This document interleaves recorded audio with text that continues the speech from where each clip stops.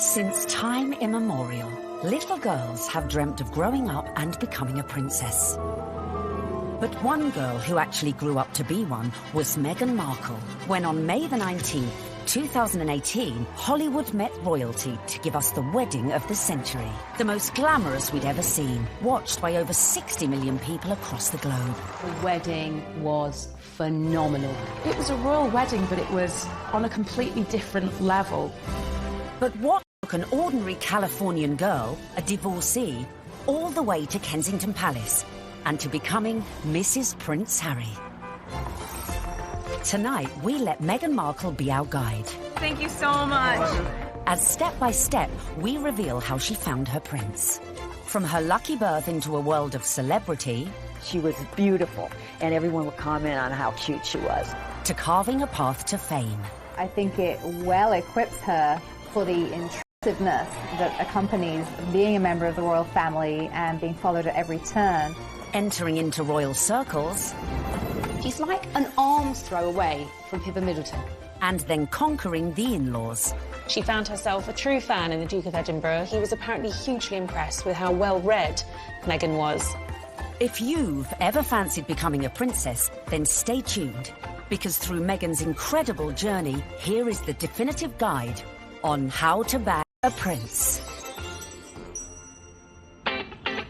In her dating years, Meghan was said to be an avid reader of 90s book, The Rules, a self-help dating guide read by millions worldwide. But the rules ain't got nothing on the Meghan Markle handbook.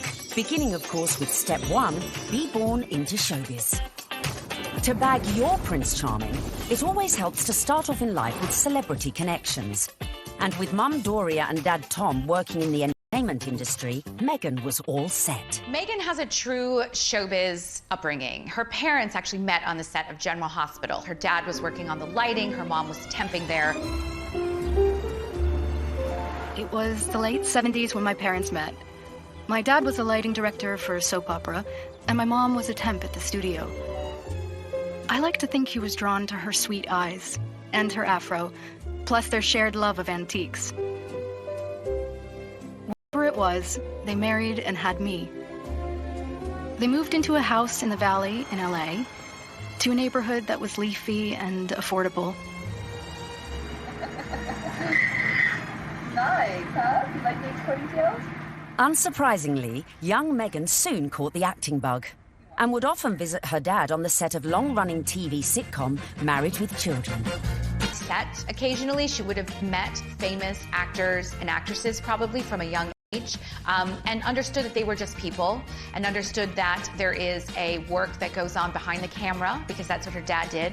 So she would have seen the reality of what it means to be famous from a very early age. Married with Children was, at the time, considered so risque, it was even boycotted by some viewers. So I grew up on the set of Married with Children every day after school for 10 years. I was there. Wow. I know. It's a very perverse place for a little girl who went to Catholic school, no less, to grow up. There were a lot of times my dad would say, "Meg, why don't you go and help with the craft services room over there? This is just a little off color for your eyes." I wasn't allowed to watch it at home. I could watch the end credits, so I could give the screen a kiss when I saw my dad's name go by. I mean, they seemed very close as father-daughter, and I mean, she was a striking child. She was beautiful, and everyone would comment on how cute she was. But beyond that, and more important than that, was the fact she was just a very nice little girl and very respectful, and just really a sweet kid to be around.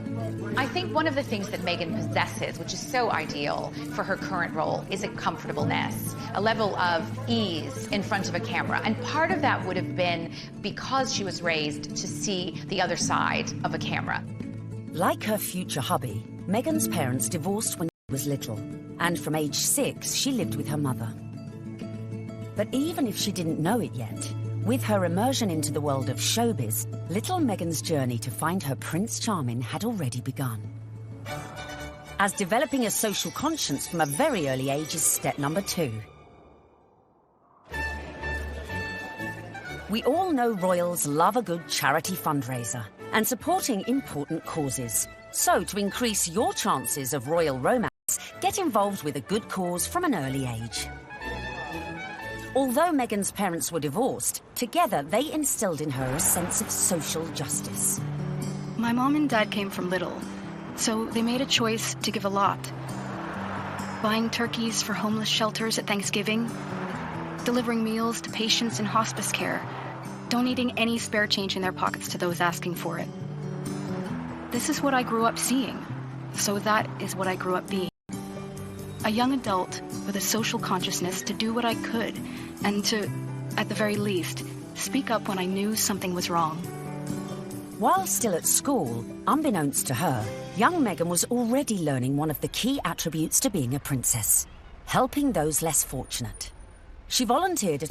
After class, Meghan approached me and she said, "Tell me more about serving on Skid Row." I suggested that she visit the place where I volunteered because I knew that she would be physically safe there.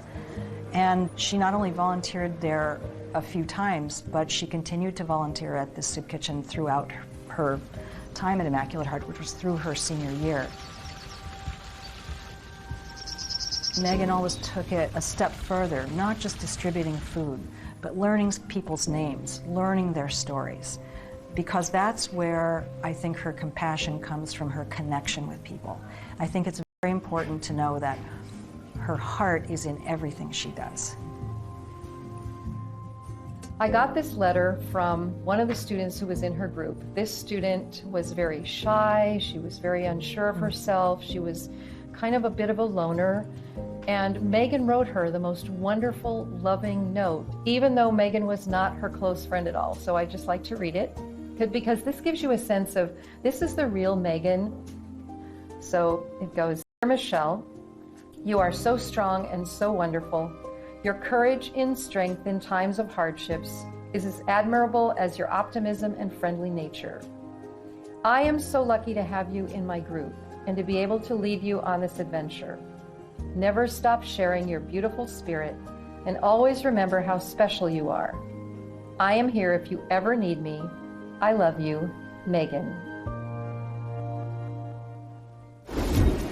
Meghan was already starting to make changes, but coming up, we see how her voice reached all the way to the White House. It just wasn't right, and something needed to be done. And then, in our step-by-step guide to bagging a prince, we reveal how getting to Hollywood... Any actress in America needs a huge breakthrough, and Suits was that show. ...helped prepare her for her future role. I think it well equips her for the intrusiveness that accompanies being a member of the royal family.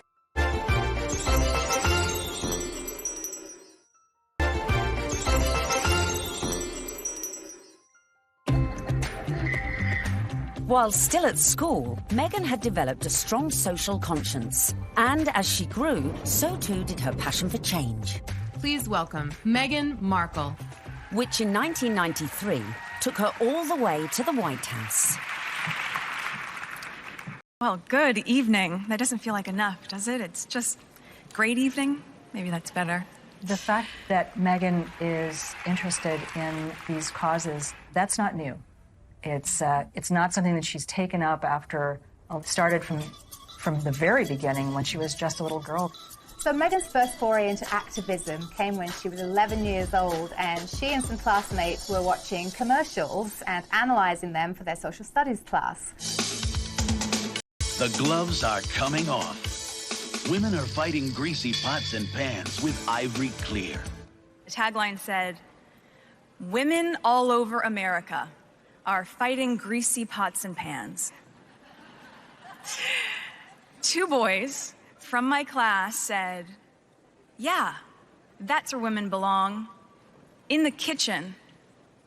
I remember feeling shocked and angry, and also just feeling so hurt. It just wasn't right, and something needed to be done. My name is Meghan Markle. I'm 12 years old. Last week at my school, we decided to watch the news for social studies. While flipping through the channels, we saw a commercial for the new Ivory Clear dishwashing liquid. In the commercial, they said women are battling grease, meaning only women do dishes. This infuriated Meghan, and she went home, talked to her dad about it. Dad encouraged her to write letters to various people. Meghan wrote to Procter & Gamble, the company who made the advert, to then First Lady Hillary Clinton, and to children's current affairs show Nick News, who sent a reporter to interview her. I don't think it's right for kids to grow up thinking these things, that just mom does everything. So I was wondering if you would be able to change your commercial to people all over America. Thank you, Meghan Markle. Incredibly, the 12-year-old's lobbying paid off. And it was roughly a month later when the soap manufacturer, Procter & Gamble, changed the commercial. The gloves are coming off. People are fighting greasy pots and pans with Ivory Clear. She had a sense that she could affect change, even though she was just one small person. She had a voice. If you see something that you don't like or are offended by on television or any other place, write letters and send them to the right people, and you can really make a difference for not just yourself, but lots of other people. Propelled into the limelight at such a tender age, as an adult, Meghan's passion to effect change would burn no less brightly and push her closer to the world of her prince-to-be. As some 20 years later, she would take on causes, some of which were close to her future beau's heart, such as becoming global ambassador for international children's charity World Vision, promoting sanitation projects in remote villages. Meghan's visits to countries like Rwanda have focused on for female empowerment and really wanting to make a difference that way. You'll feel really good at the end of the day knowing that you've been a part of that. I gotta get these kids home. I'm gonna go take a picture with them. We all know that charity is a huge, huge thing for Prince Harry. He's been working with various charities for years, and it's something that's really close to his heart because of how important it was to his late mother, Diana.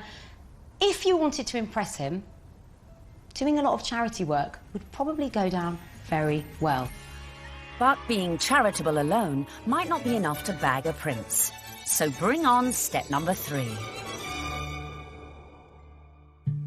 Of course, one possible way to bring yourself closer to royalty is to become a celeb. Easy, right? Meghan was a natural-born performer after all. Long before I taught Meghan, I saw her in the school plays. And she was one of those girls, when she was on stage, you were drawn to watch her because she just had this charisma and this charm, and she was really good. We have a musical and a play every year, and she was certainly one of the many shining lights that we have here at Immaculate Heart. After leaving high school, Meghan's dramatic flair led her to enroll at the prestigious Northwestern University, where she studied theatre and international relations. International relations and basically showbiz. It is a perfect combination for someone who's going to be in the royal family. There's a lot of showbiz involved in the royal family, and you know, no one talks about it, but it is like being an actress. You have to be so excited to meet people, some of whom may even say something that's a bit insensitive or rude, and you have to still make small talk and still smile all the time. Get your picture taken. Meghan's preparation really couldn't have been better for this role. Prior to attending university, she auditioned for roles in music videos for artists such as Shakira.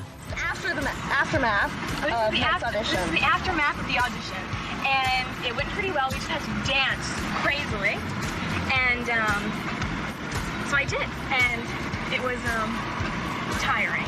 We just all danced like wild women, and I was shaking my hair around, and that's that. While at university, Meghan showed promise on stage, starring in a number of student movies. Back home in LA one Christmas, a friend introduced her to a manager who'd watched one of her films. He offered to find her work in return for 10% of her earnings. But as she would soon discover, the path to success was not an easy one. A young actor, actress trying to break into the business, it is not easy. My parents have been so supportive, watching me audition, trying to make ends meet, taking all this at a restaurant, and all those things that actors do. There's so many people out here who want to get into the entertainment industry. It's difficult. I had a beat-up Ford Explorer Sport that rattled like a steamboat engine in the morning. It was burning out. I had started to give up. It was tired and running on empty, going from audition to audition, just as I was. I mean, you really have to be very self-promoting, and you have to be willing to, knock on doors and be very motivated and have good self-esteem, because you could get eaten alive out here. But Meghan remained determined to make it in Hollywood, despite the challenges along the way. I would drive to auditions and park at the back of the parking lot, far from the eyes of anyone who could see me unlocking the trunk and crawling into my car through its only feasible entry point.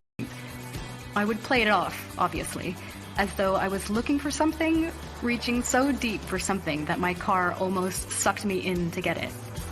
Much like my experience in Hollywood, to be honest. Struggling, climbing hurdles, searching for something that I couldn't even see, and just reaching for it. By now, in her mid-20s, all Meghan had to show for her efforts were bit parts in TV soap operas, dramas, and an occasional movie. Fame was a distant dream.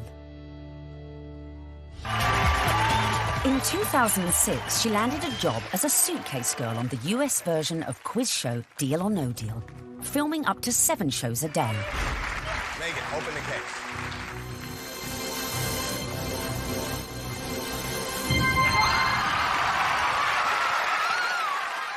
For somebody like Meghan, appearing as essentially an adornment on a game show would not be her ideal job. I'm sure she appreciated the paycheck, but she would have felt creatively unfulfilled. Just to be seen as a pair of legs or a pretty girl holding a briefcase full of cash, that's not what Meghan was after. But unfortunately, that is part of what leads to fame. You have to kind of pay your dues. You don't just start out on a show like Suits.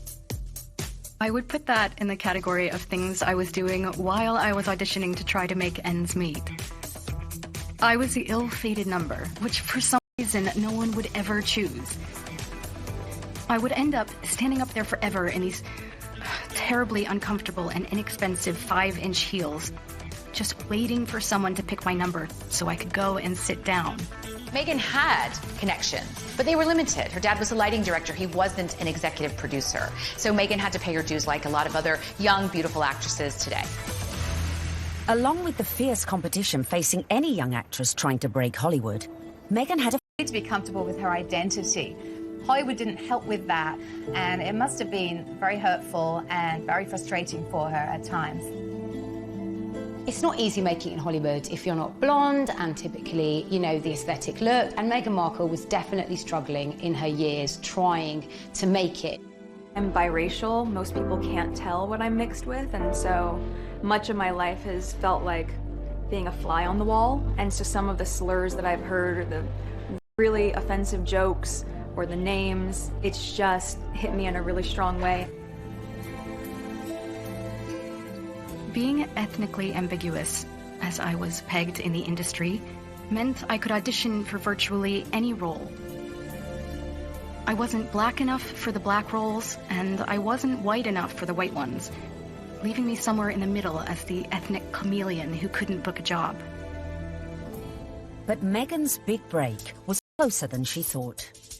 At one audition, a casting director advised Meghan to go for a more natural look. This would change her outlook forever.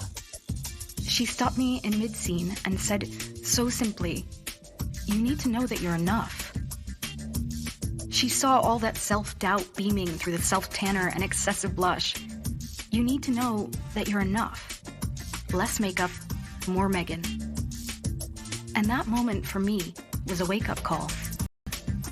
Meghan had started dating film and TV producer Trevor Engelson in the early noughties, and in 2011, after 7 years together, they got married. Coming up, the moment Meghan found herself in social circles that led eventually to Prince Harry. This was her journey. It started there. And we find out what princes do on a first date.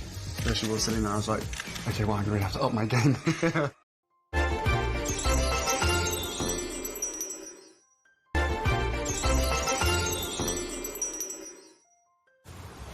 Bagging a major TV role isn't easy, but luckily for Meghan, her breakthrough was just around the corner.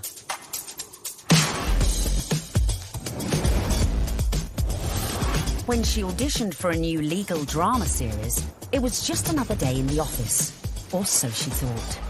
Suits was set in New York. but filmed in Toronto. It was the 5th pilot I would have filmed. I remember hoping this one would see the light of day. Never would I have imagined that this show would not just change my career, but also change my life. Any actress in America needs a huge breakthrough, and what they want is to be on a massive show, and Suits was that show for Meghan Markle. I'm Rachel Zane. I'll be giving your orientation. Wow, you're pretty. Good. You hit on me. We can get it out of the way that I'm not interested. No, I'm sorry, I wasn't hitting on you. Trust me, I've given dozens of these, and without fail, whatever new hotshot it is thinks that because I'm just a paralegal, that I will somehow be blown away by his dazzling degree. Let me assure you, I won't. Meghan's character, Rachel Zane, was what we might call a grafter. She worked her way up, she had rich parents, but she didn't want to take any help from them. I guess there could be some crossover between Meghan's character, Rachel in Suits, and her normal everyday life. Her role within that, she's a strong, independent woman. Do you know what I mean? She commands respect, she commands authority. So when you look at Meghan in everyday life, she does that as well. You know, there is kind of some fluidity between those two roles there for sure. They're both very strong, driven, independent women, but they really have a heart of gold. They're a bit of a soft touch. They'll help anybody. We know this of Meghan, and I think as the show went along, Meghan was able to incorporate more of herself into the character. The flip-flop culture is part of just who I am. I love my cutoffs and flip-flops and being as relaxed as can be, which is why it's so fun to dress up and play Rachel. Finally, after years of hard graft, she'd landed her big break. The show was a hit. The USA Cable Network commissioned a second series, and Meghan moved full-time to Canada to be near the studio. Meghan's move to Toronto was a big deal. She's very close with her mother, Doria, and she moved away from home and her friends in LA to go start a new life in Canada. So Meghan chose not to live in, like, the poshest area of Toronto. She chose Seton Village, which is more laid back, tree-lined, and people keep to themselves, and that's exactly what Meghan did.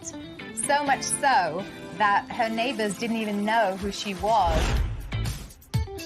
But not for long. The show soon became an international smash, catapulting Meghan to fame and to becoming a household name. I'd never watched Suits. I'd never heard of Meghan before.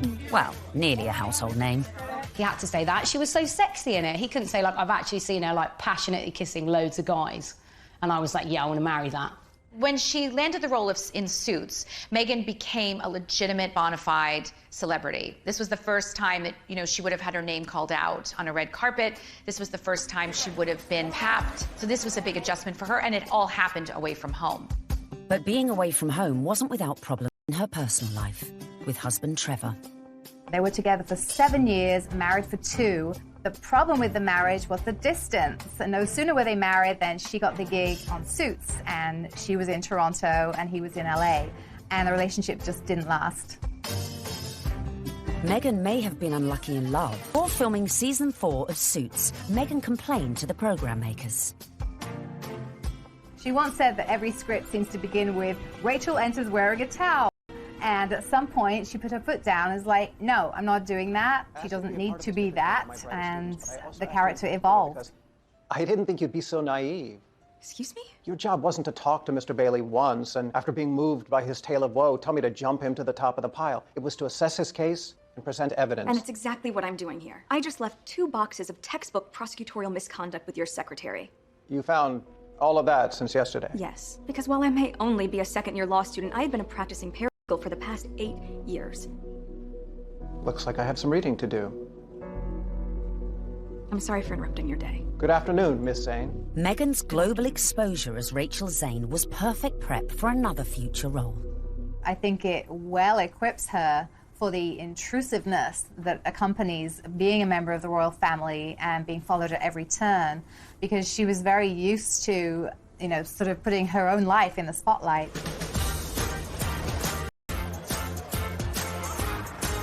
So, having been working hard on Suits and needing a well-earned break, Meghan decided to have a summer holiday in London.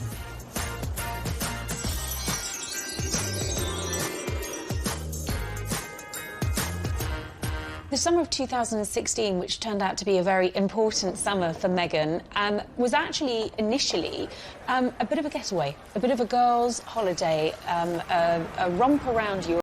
a celebration of the fact that she was newly single, and she decided that she'd come on a road trip. When she came to London, Meghan had a couple of girlfriends over here. Misha Nunu had opened up quite an elite circle of friends to Meghan. Among them was Violet von Westenholz, who was working for Ralph Lauren at the time as a PR, and had the opportunity to dress Meghan Markle in some outfits when she was doing some promotional work for Suits. And while they were dressing Meghan, she and Violet established quite a nice rapport, so much so that Meghan was invited into the VIP hospitality tent at Wimbledon that summer to watch her good friend Serena Williams play a game of tennis. Obviously, you go to Wimbledon and you hang out in the VVIP area. She was sitting in the royal box, pretty much. She was just close by. All the pictures have shown she's like an arm's throw away from Pippa Middleton. This was her journey. It started there. During this time, Violet was rumoured to have suggested Meghan might like her friend Harry. That's Prince Harry to you, who also just happened to be single. Amazingly, for a royal romance, it started on Instagram. And Harry had a look through Meghan's, who really had brought them together. She played matchmaker. Whoever set them up must be sitting there, literally patting themselves on the back. Can you imagine being the person that introduced them? Because it's like the best PR move ever. I didn't know much about him, and so the only thing that I had asked her when she said she wanted to set us up was, I had one question. I said, well, is he nice? Now, their first date is believed to be at Soho House in London. Meghan had strong ties to Soho House. She was a regular at the Toronto outpost and very good friends with Marcus Anderson, who is one of the directors of Soho House. Marcus Anderson cleared rooms and corridors so that they could meet completely in private without the risk of being spotted or photographed. I was beautifully surprised when I walked into that room and saw her, and there she was sitting there. I was like, okay, well, I'm going to have to up my game. And sit down and and make sure I've got a good chat. They got to know each other over a bottle of rosé. They clicked, I was told, immediately over their joint passion for charity work, their love of philanthropic work, and there was an immediate spark. We met twice, back-to-back, 2 dates in London last July. Yes. Then it was, I think, about maybe 4 weeks later that I managed to persuade her to come and join me in Botswana. What happened next was the stuff of fairy tales, as the couple embarked on a whirlwind romance. Harry and Meghan, they were both astonished at how quickly their relationship developed and how deeply they felt for one another, almost from the get-go. I think perhaps a sign that things had gotten off to a good start and were actually really accelerating rather quickly in terms of a royal romance was when Meghan started referring to Harry as Has to her friends, and he was affectionately calling her Meg to his. Though originally worlds apart, they had much in common after all, both with divorced parents, both famous, and sharing an interest in the developing world.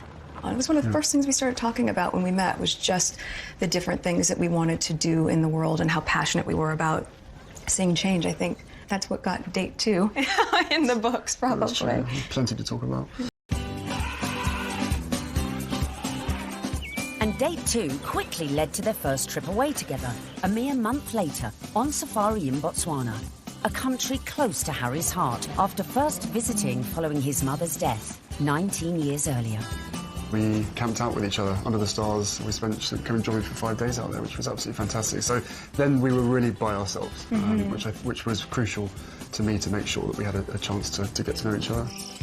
A secret long-distance relationship then ensued, with the occasional clue, such as the couple being separately pictured wearing matching blue bracelets, and the odd tantalising. So the next step to bagging a prince is perhaps the hardest: the engagement.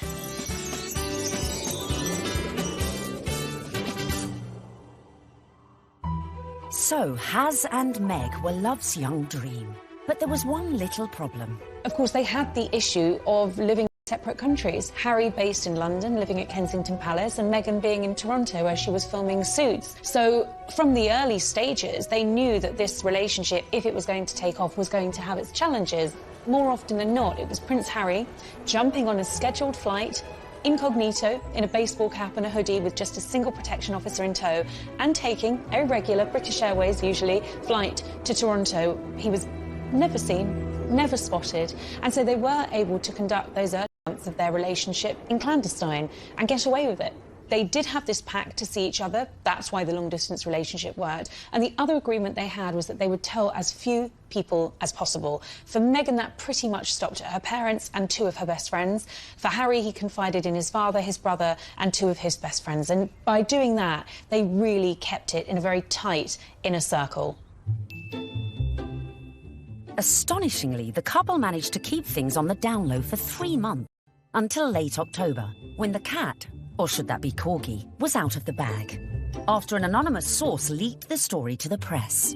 Well, I can't say much about how the story came about, apart from the information that he was seeing Meghan came to light. And what was interesting in that circumstance, covering a story like that, is normally a name might be mentioned linked to Prince Harry and you wouldn't know who they were, and you'd have to try and research them, and you might not find very much online because they're a private individual. Of course, in Meghan's case, there are reams and reams of information about this American actress with illustrious history, not only of starring in shows like Suits, but also with this huge charitable side to her, and the fact that she had been involved with the UN and everything became apparent. So really, you have a one-fact story like that and it breaks, and the rest of Fleet Street is then playing catch-up. And it was then after the story broke that you found descending on Meghan's house, chasing after anyone that ever knew her, chasing after family members. I think both of us were actually surprised by the reaction after the first 5-6 months of when we had to ourselves. Now everyone knew about their relationship, but would everyone approve? Especially Harry's inner circle of trusted friends. Well, I think initially some of his friends were quite surprised, but they also welcomed her, and by the March of 2017, Meghan was invited to his best friend's wedding. Harry flew Meghan out to Montego Bay for the wedding of old Etonian pal Tom Inskip. She was forged friendships with these people on her own. And that's really lovely that, you know, Prince Harry's at the wedding of his pal and his pals are saying, you guys could be next down the aisle. I mean, what's better than that? They could obviously see that this is genuine. This is a real thing. Well, one of the things I was told by someone at that wedding in Jamaica was that they'd never seen Prince Harry look so happy. And in fact, at the wedding reception, there were jokes of, you two will be next. And actually, those were accurate predictions, because they were. Coming up, the royal couple-to-be's first public appearance. I don't know how many people were actually watching the wheelchair tennis match, because a lot of people were watching Harry and Meghan. And just how did Meghan's prince pop the question? I had the ring in my finger and I was like, can I give you the ring? She was, oh, yes, the ring.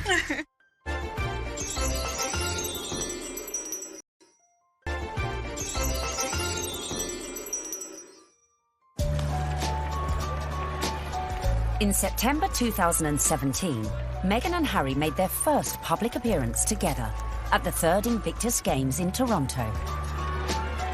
Haz and Meg's speculation was at fever pitch. It was the public outing that every dedicated royal watcher has been waiting for. Just 24 hours later, the couple abandoned any effort to keep their feelings for each other private. The setting for this first public date was extraordinary, with no attempts to hide away as they watched the wheelchair tennis at the Invictus Games. It was open to the public. Anybody could go and watch the wheelchair tennis match. Although it has to be said, I don't know how many people were actually watching the wheelchair tennis match, because a lot of people were watching Harry and Meghan.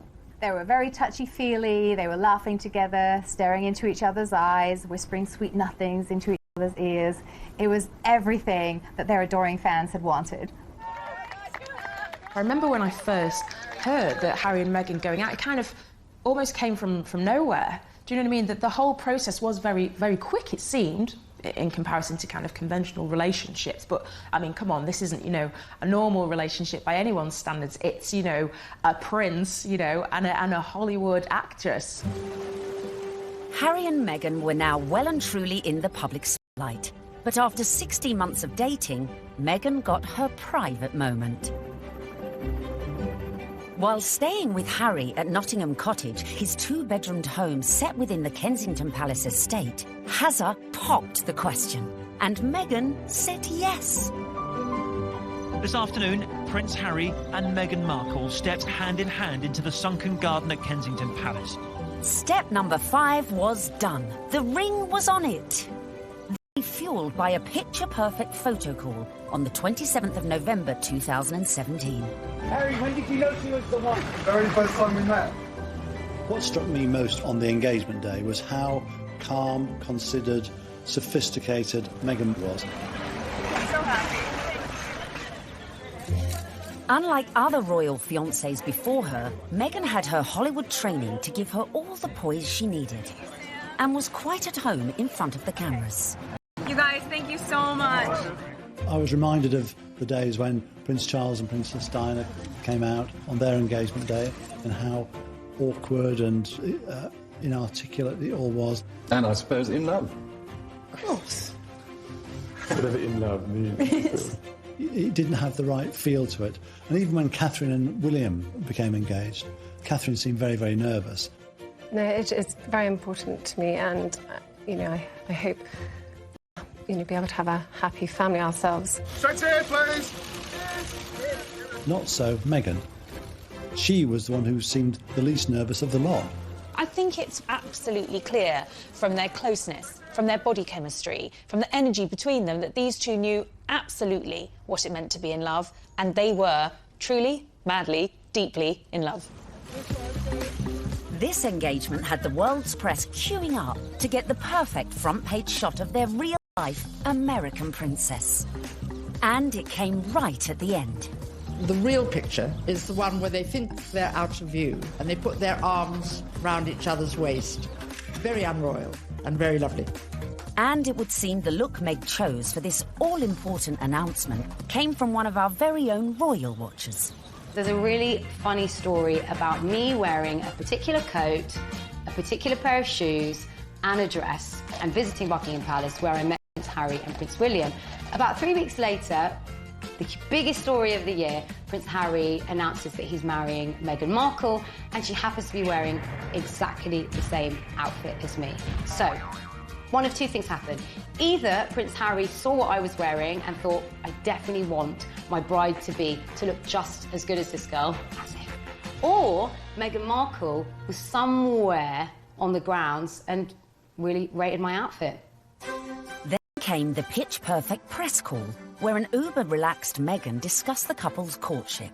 The one thing that fascinates me about this is the fact that she is a product of Hollywood, product of television, product of entertainment, and therefore there's a sort of ease in communication, and there is an inbuilt knowledge of what the media are trying to get at. It was definitely a setup. It was a blind date. It's there for all to see. Because I'm from the States, you don't grow up with the same understanding of the royal family, and so while I now understand very clearly, there's a global interest there.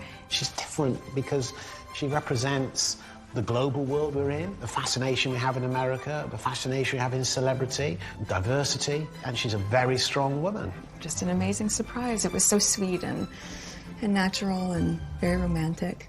I had actually been told by one of his friends that he had planned to pop the question in Botswana. For whatever reason, he didn't. It happened weeks later, while they were at home at Nottingham Cottage, roasting a chicken. Utter domestic simplicity and bliss, and incredibly romantic.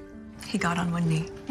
As a matter of fact, I could barely let you finish proposing. I said, can I say yes now? She didn't even let me finish. She said, can I say yes, can I say yes? And then there was hugs, and I had the ring in my finger, and I was like, can I give you the ring? She goes, oh, yes, the ring.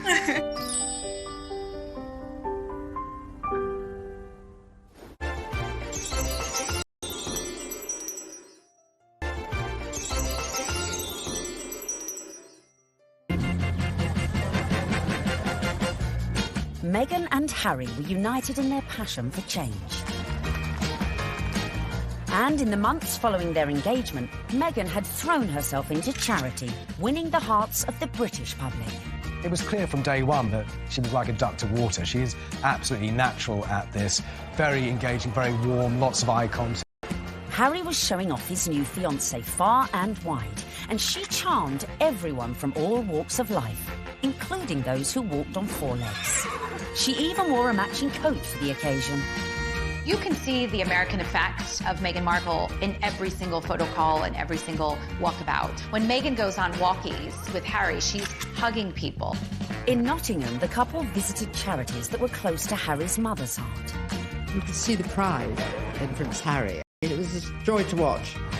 While back in London, a visit to Brixton brought Meghan even closer to the community. Believe it or not, everyone is listening, and I'm in the same room as the royal couple right now. They actually shook my hand. I didn't expect that. I thought, you know, it would just be a distance. They were pretty cool. It was a real nice, good, feel-good factor. They should come more often. They really should.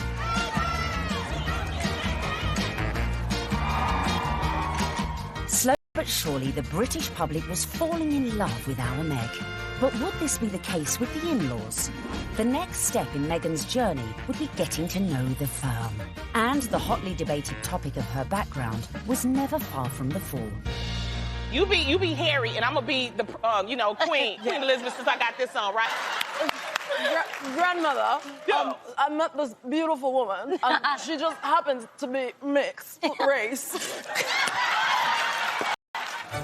Step 6 in our guide to bagging a prince is charming the in-laws. One of the things I found really amazing when I was charting this story was just how warmly welcomed Meghan had been into the royal fold right from the early stages. The early meetings with William and Kate and Charles and Camilla, they were very welcoming.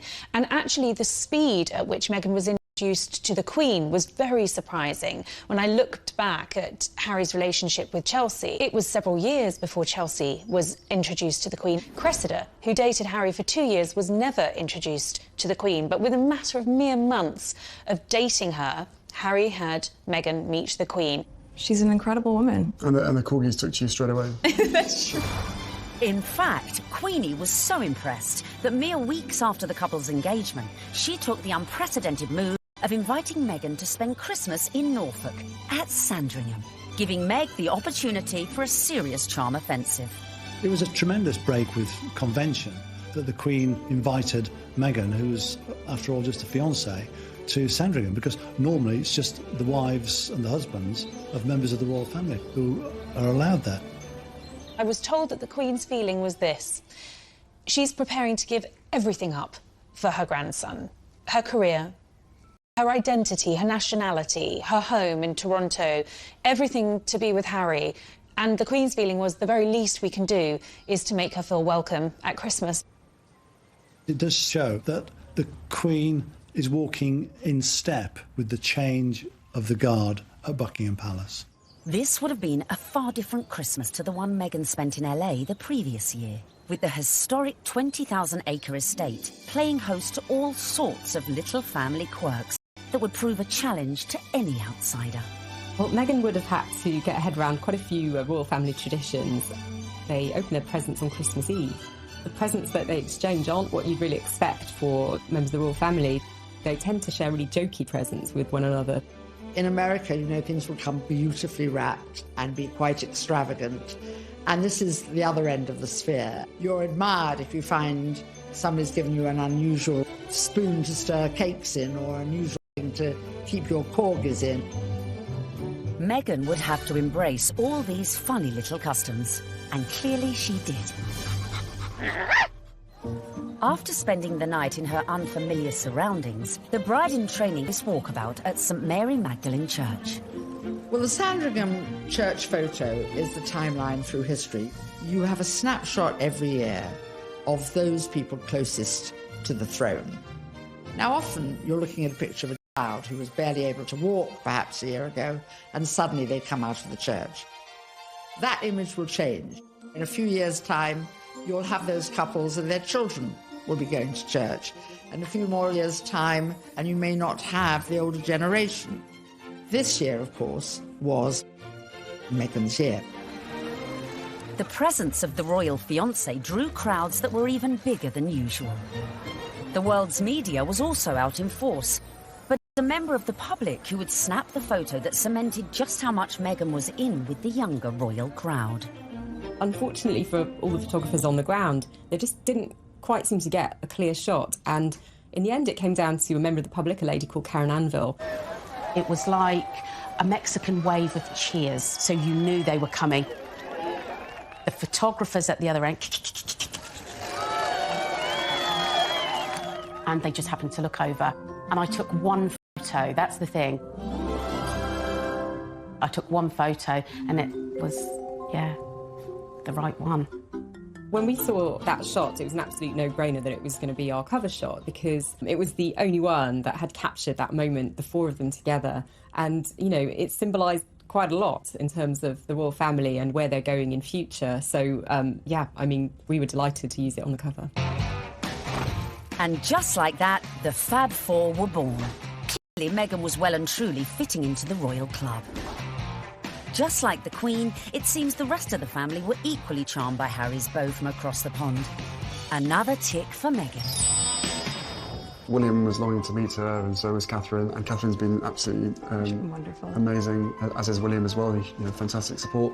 And then my father as well. We had a handful of teas and meetings, and my grandparents as well have been wonderful throughout this whole process.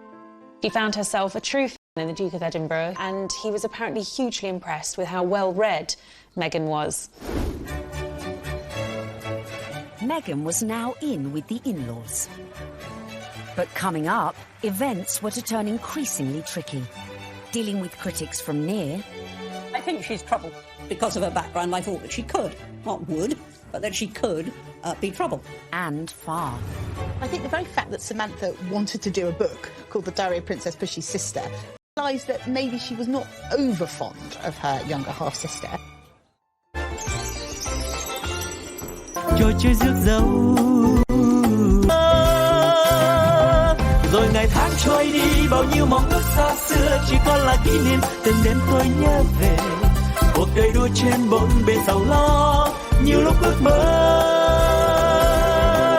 rằng được phép nhiệm màu đưa tôi về thuở xa xưa bay cao cùng cánh diều đua chơi với đám bạn hồn nhiên ngày thơ vui đua ngày tháng để lòng tôi hân hoan dưới trời mây ngày xưa dấu yêu còn đâu.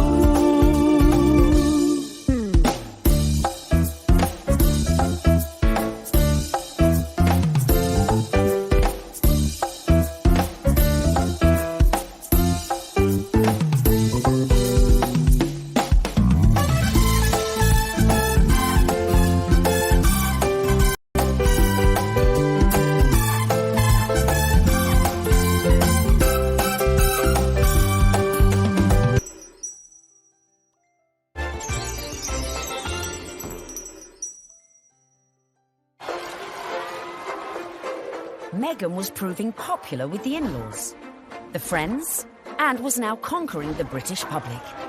But what to do when you find out not everyone likes you? I don't know about this Meghan Markle. Yeah, she's too confident and self-assured. You see what I mean? This water feature's shit, isn't it? Yeah.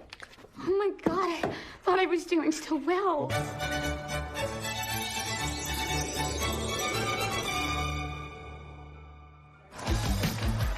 When the news that Prince Harry was dating an American actress first came out, I think that the reaction amongst the British public especially was equal parts excited and disapproving, because she's not British. From the very moment Harry and Meghan's relationship had broken in 2016, much of the press inevitably had gone raking through Meghan's past. They made it sound as though she had grown up in like the slums of LA, like riddled with like gangsters and drugs. With some reports focusing on the breakup of her parents' marriage and her relationship with her half-siblings. Time is 7 minutes Harry past didn't help matters when he went on to guest edit BBC Radio 4's Today programme. It started well. Morning. Very good to see you. He got some of his mates on the show, like this guy. Okay. But do I need the British accent? But if you start using long pauses between the answers, you're probably going to get the face. Let me see the face. Oh, okay. But during the course of the programme, Harry answered one question about Meghan. It was your future wife's first Christmas with the in-laws. How was it? She really enjoyed it. The family loved having her there, and it's the family that I suppose she's never had. It's the family that I suppose she's never had. But Harry's comments did not go down. What Harry said on the Today programme about the family not being close or a normal family. Samantha tweeted that was really not the case, and she defended their family as a normal family, a close family, a loving family, and didn't understand what Harry was talking about.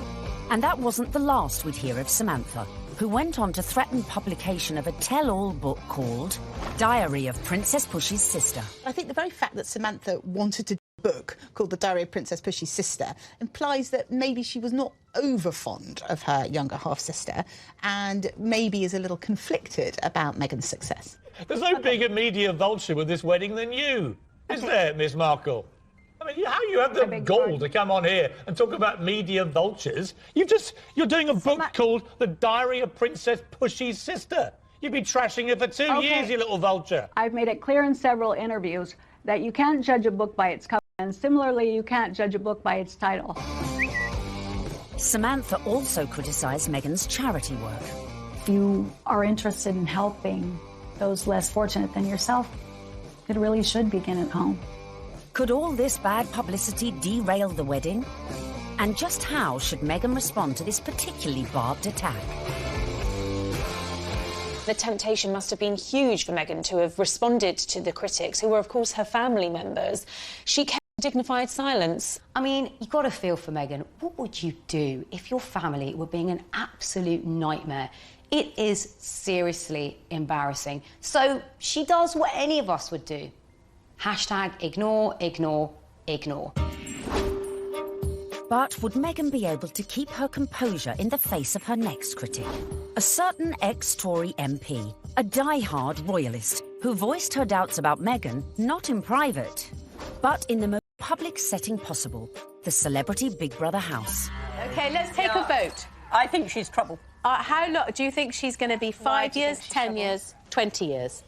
Why do you think she's trouble, Anne? Background, attitude, I worry. She's older than him. She's been married before. Yes. I add it all up and I'm uneasy. But there we go. Quite frankly, I was shocked when Anne Widdecombe said that what she said. I mean, I've always thought that she was a sensible woman. She seems to be jumping to conclusions without looking at any evidence. The ex-minister's comments sent the Twitter sphere into meltdown. When I was on Big Brother, I was called every ick and every ist going. I was homophobic, xenophobic, racist, sexist, misogynist. Nothing I said could have been remotely construed as racist by any sensible observer. You know, former marriage, all the rest of it. That because of her background, I thought that she could, not would, but that she could be trouble. She had, I think, the older generation's view of this is an outsider, a foreigner coming into a very British organisation, almost, you could say. How is that going to work? The thing that all of us have to do is adapt. We're in the here and now. Embrace.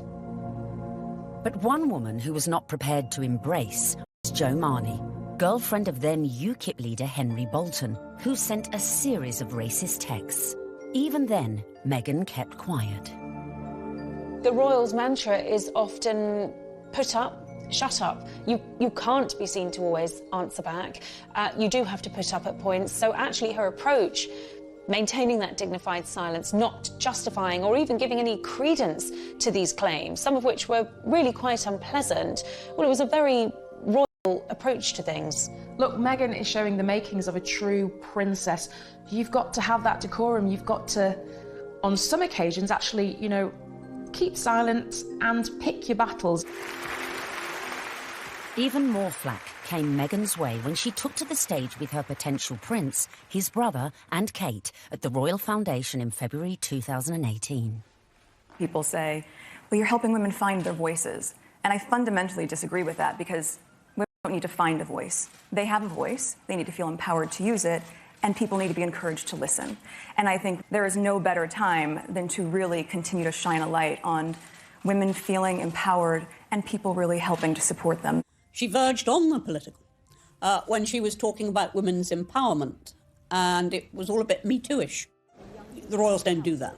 And indeed, the day that the royals start engaging in political causes is the day you get a lot of controversy. There is a very good reason why the royals stay off politics, and it's to avoid precisely that.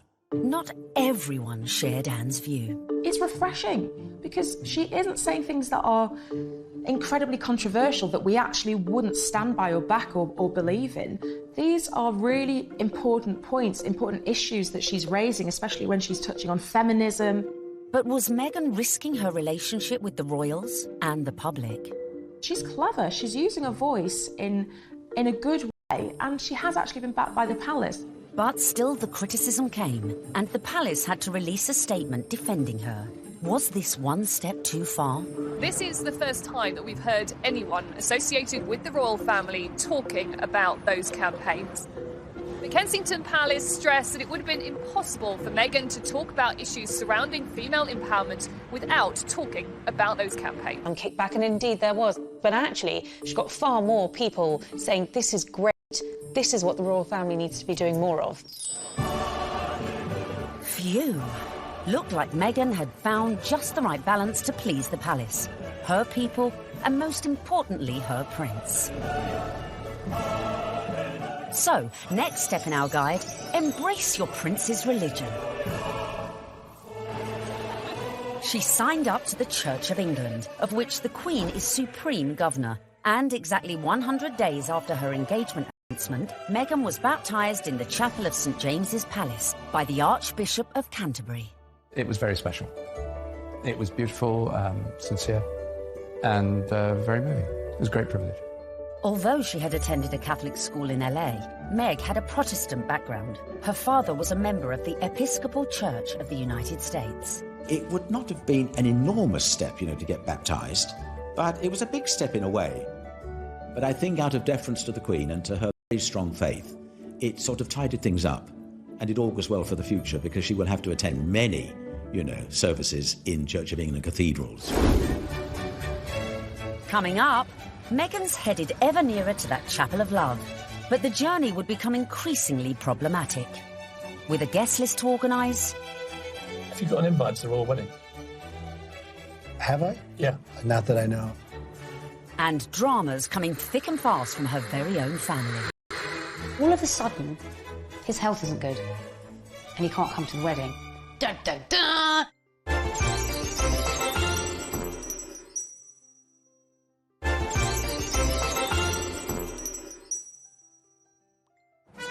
Welcome back, where we find Meghan almost at the final furlong of her romantic journey.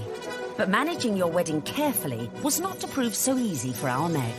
First hurdle, the date. The wedding of Prince Harry to Meghan Markle. The date, the 19th of May 2018. Recent royal weddings had all been held on weekdays, but not this one. I think that they thought, we want people to enjoy this, so why not do it on a Saturday? And if you think about most weddings that you and I go to, they're at the weekend. So why wouldn't you follow suit? But there was one reason to avoid that Saturday. It had already been announced as the date of the FA Cup final. As president of the Football Association, Harry's brother Prince William was expected to take his usual place in the royal box at Wembley. And millions more were looking forward to watching the game on TV. I think my wife would probably want to see the royal wedding. So what I'll probably do, I'll probably leave her on her own, maybe with some of her friends. I'll go... Wedding, not interested in football. Harry and Meghan solved the problem for TV viewers. They announced that their ceremony would begin at noon, several hours earlier than kick-off time. But Wills decided to avoid the fixture clash altogether, scrapping his Wembley appointment to concentrate fully on his little brother's wedding. Next hurdle, the tricky protocol of who to invite to a royal wedding. Have you got an invite to the royal wedding? Have I? Yeah. Not that I know. Would you like to go? I want them to be happy. I really want them to be happy. They look like a lovely couple. Meghan Markle did say you were a divisive misogynist. Well, I still hope they're happy. It was a source of quite a lot of amusement for comedians in the US who like to take every opportunity they can to poke fun at him. So Donald Trump is mad because Prince Harry didn't invite him to the wedding, to the royal wedding over there in England. I don't even know why. I don't know why you mad. You shouldn't even be surprised, Donald. Don't nobody like you. The apparent decision to snub the US president may have been a source of jokes for comedians. But according to some sections of the media, it was also a potential embarrassment for the Queen. Could this dash all Meghan's good work? Especially in light of reports that the couple had invited Trump's predecessor, Barack Obama, a friend to them both. But as Harry and Meghan's wedding was a non-state event, that meant the couple could pretty much invite whoever they wanted. This is not a state occasion, this wedding. He can invite his friends and Meghan's friends. He doesn't have to invite Trump. It's as simple as that. So the date was set, the invites were out, the corgis were brushed, and all was looking rosy for the big day, and for Meghan to finally become Mrs. Prince Harry. Until... That week lead up to the wedding was like watching an episode of EastEnders. It was an extraordinary week, completely overshadowed by the debacle over Mr. Markle. We were told that Thomas Markle would be walking his daughter down the aisle. In fact, a story that broke the weekend before in the Mail on Sunday undid all of that. Thomas Markle was revealed to have been staging fake pictures for the press to bolster his image pre-wedding for the reported sum of $100,000. First of all, the pictures are leaked. Her dad is posing for pictures with paparazzi. Such was the embarrassment Mr. Markle felt he'd caused to his daughter that at the 11th hour he pulled out of the wedding. It got so confusing. It was like, is he going to be coming to the wedding? Isn't he? Meghan, I was told, was utterly heartbroken. She said that she forgave him for the photographs and she wanted him there until... all of a sudden, his health isn't good and he can't come to the wedding. Dun, dun, dun! Thomas Markle said he felt that the heart attack had probably been brought about by his son writing an open letter in one of the tabloids, basically telling Harry that it wasn't too late to get out of this wedding and that his sister was nothing but trouble. The whole of the country was talking about this. What is going to happen? And then finally, we had a statement. It was a roller coaster of emotions, in fact, prompted Meghan to issue her very first solo public statement. And very tellingly, that statement began with the word sadly. Must have been really difficult, because in the end, you know, it was announced that her father wasn't be coming. Added to that, parts of the family just descended en masse without an invitation. Former sister-in-law Tracy Dooley, that's ex-wife of the half-brother who just trashed Meghan in a letter, jetted into Heathrow with sons Tyler and Thomas, plus a shed-load of baggage, in every sense. There's more likelihood that I would have got an invite. They turn up, got all the suitcases, you see them having their pictures taken in the airport, you're thinking, what is going on here? Because apparently they either think they're going to get a last-minute, you know, somebody cancelled, you can come to the wedding now, or they're just going to make money off the British media and do loads of interviews. It's all about the... be a pretty exclusive event. Right. So, I mean, if they feel like they would like to invite us, we'd be honored. And if not, we're going to be cheering her on and totally supporting her no matter what. And then on top of all of this, Meghan has to find out that her nephew Tyler is growing cannabis and has even called his special batch Markle Sparkle. I mean, it was just disastrous from start to finish. And I think actually everyone, not just Meghan, was pleased when they packed their bags and went right back to where they came from. Cue an epic sigh of relief at the palace. Despite all these problems, the wedding stayed on track, which brings us nicely to step 11.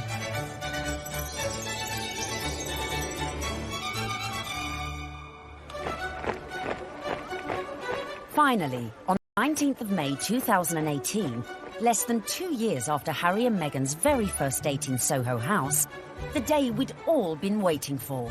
The world tuned in for the fairy tale wedding of the century.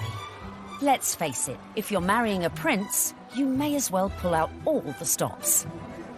Meghan and Harry really did have the ultimate fairy tale wedding. You know, they didn't choose St. Paul's Cathedral, where, of course, we saw Charles and Diana wed. They didn't choose Westminster Abbey, like William and Kate. They chose Windsor, which is a lot smaller and feels a lot more private.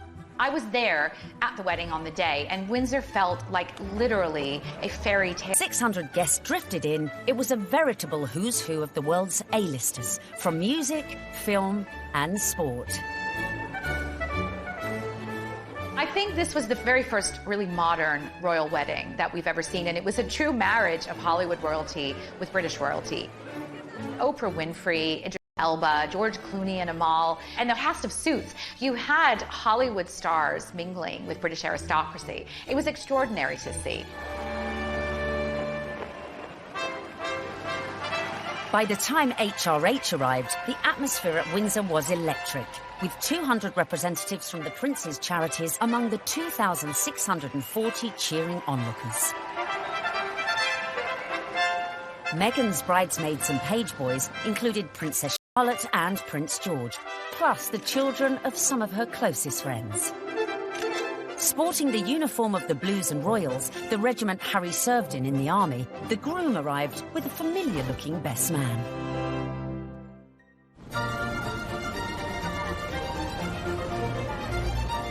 Right on cue, Meghan arrived with Mum Doria in the Queen's Rolls-Royce Phantom 4.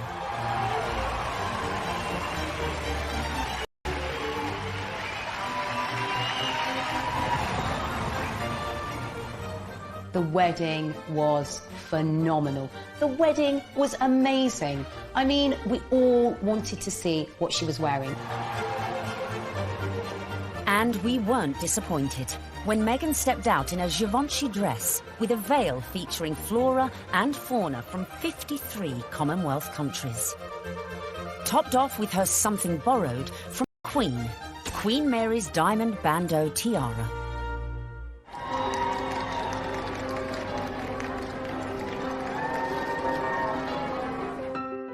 But with an absent father, who would walk Meghan down the aisle?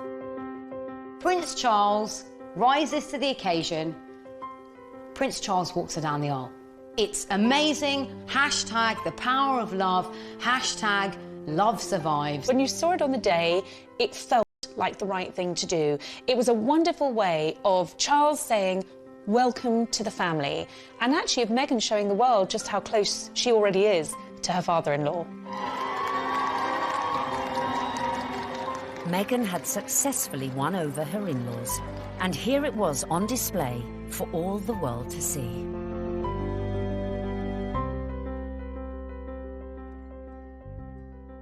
It was lovely. It was really lovely. It felt positive.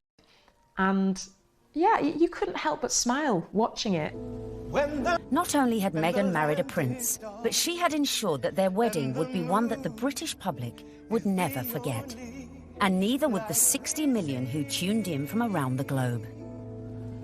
No, I won't be afraid. It wasn't your typical royal wedding. We had been told by courtiers to expect some surprises, but I don't think anyone expected quite what we saw listening to that incredible gospel choir, which was a beautiful touch and a wonderful nod to Meghan's dual heritage. Stand by me. Inside, you've got the gospel choir, you know, raising the roof with the music. You've got the Reverend Michael Curry. I think without a doubt, Michael Curry was one of the stars, one of the unexpected stars of the day. I don't think anyone was expecting his sermon. I certainly don't think the royal family were expecting his sermon, because the look of surprise, and I might say bemusement and bewilderment on some of their faces, seemed to suggest that they were quite taken aback. We must discover the power of love, the redemptive power of love. And when we do that, we will make of this old world a new world. He started speaking. Just had everybody on the edge of their seats, whether you were there or you were watching it on the television. The room felt alive. I don't think St George's Chapel has ever heard such an effusive address, or heard Martin Luther King quoted in that way. There's power in love. Don't underestimate it. Don't even over-sentimentalize it. There's power in love. You know, there is power in love, and if we hadn't heard it once, it was drilled into us, so we knew that by the end of his sermon. Well, there's power in love. Her family weren't there. It was just her mother. But her story, her African-American heritage, that was all beautifully reflected in the ceremony and in the day itself. All these things that are really very Meghan just made you realise how much more the world is coming together. It was poignant, powerful stuff. Meghan, I give you this ring. Meghan, I give you this ring. As a sign of our marriage. As a sign of our marriage. By the joining of hands and by the giving and receiving of rings. I therefore proclaim that they are husband and wife. She'd done it. She got the ring and she'd married her prince. Watching that wedding, you know, even if you're not a royalist and you're not a romantic, you really couldn't help but be taken on any level is just so nice to see.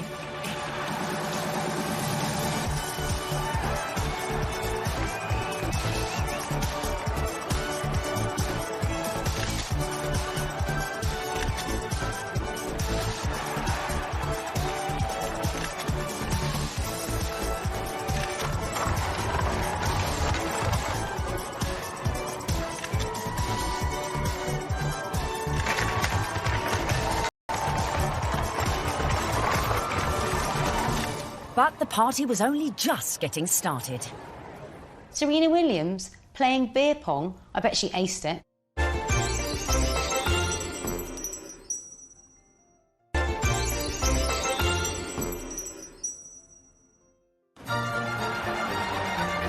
Meghan had gone from actress to duchess.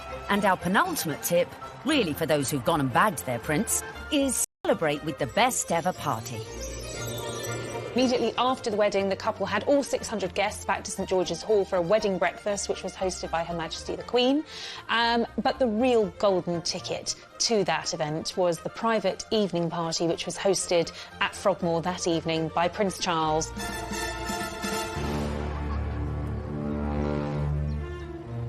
We saw, of course, Meghan's dress for the after party, which was by Stella McCartney. She looked glamorous. Harry looked like James Bond walking out of the palace to get into their vintage Jaguar. This was a very modern, sexy, gorgeous couple. We saw the couple speed away in that beautiful blue E-Type Jaguar. Meghan resplendent, it has to be said. Harry looking more James Bond than Prince Harry.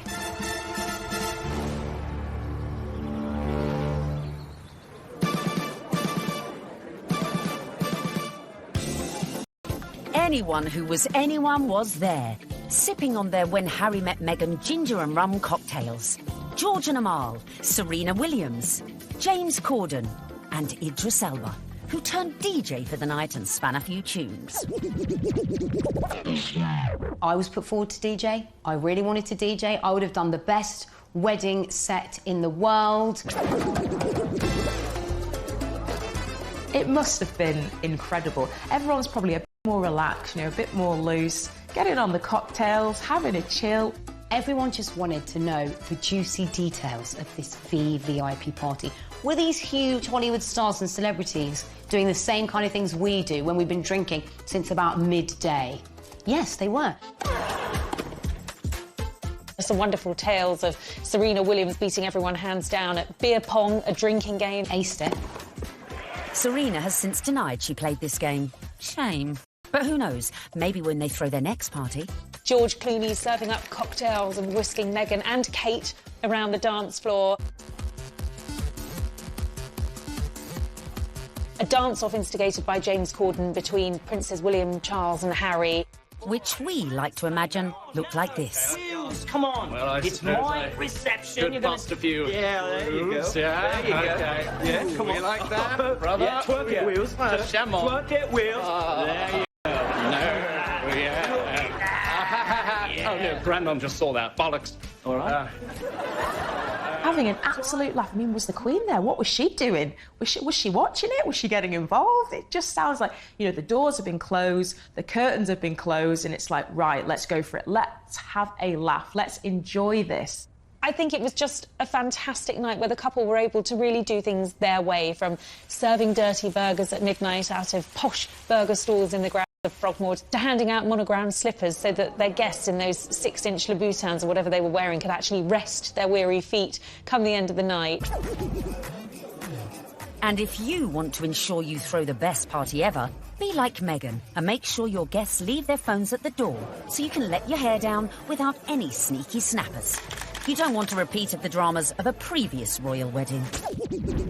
10 years earlier, the same venue had hosted the wedding reception of Harry's cousin, Peter Phillips, and his wife, Autumn Kelly, who provoked a scandal when, unbeknownst to most of the guests, they sold photos of the private bash to Hello magazine for £500,000. Generally, what happens in the private do's stays in the private do's. There are no cameras there, or none of our cameras are there. So what happened with Peter and Autumn's wedding is controversial and unusual. The junior royals host a wedding ceremony, which is where there's supposed to be the private situation private roles are ever in, inside their own home, for goodness sake.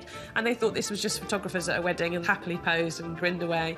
And then we're quite amazed in a couple of weeks afterwards to see 59 pages of a Hello supplement dedicated entirely to things that they thought were private family shots. I think it went down like a lead balloon with many members of the royal family.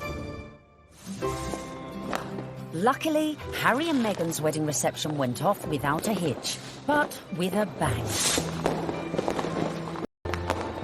One of my favorite details about the whole thing is that Harry and Meghan snuck away at the after party. They went off to be together. And I think that speaks a lot about this couple. They are, above everything else, madly, genuinely in love with each other. Which leads us beautifully. What will we see next? I think we will see them both just dive into work. I think there's a feeling about the two of them that they don't want to hang around. They want to get involved with their charities. She seems to be a woman with a mission, and I don't think it'll be long before we hear exactly where she's going to focus her energy. But of course, this is a couple who also are desperate to start a family, and I think it won't be too long before we hear the patter of tiny royal feet. I think that's definitely high up on the agenda.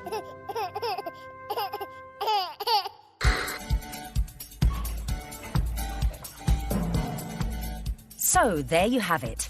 From being born into shows, to getting famous, to moving countries, making moves in royal circles, charming the in-laws, and staying silent in the face of criticism.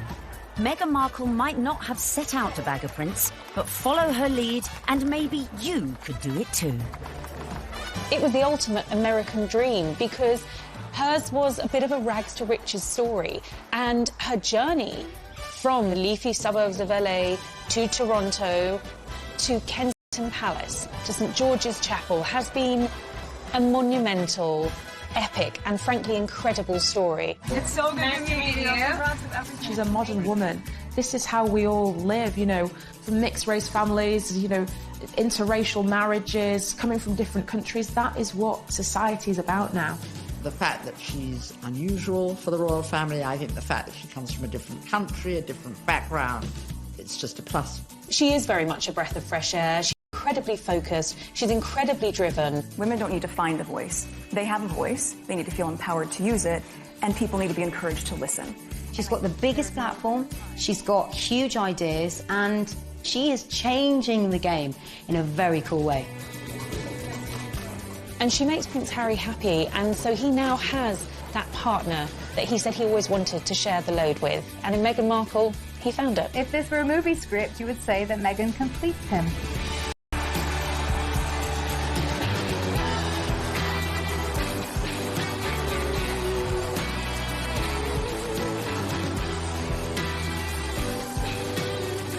It's an incredible rags to riches story. It's amazing. I'm so jealous.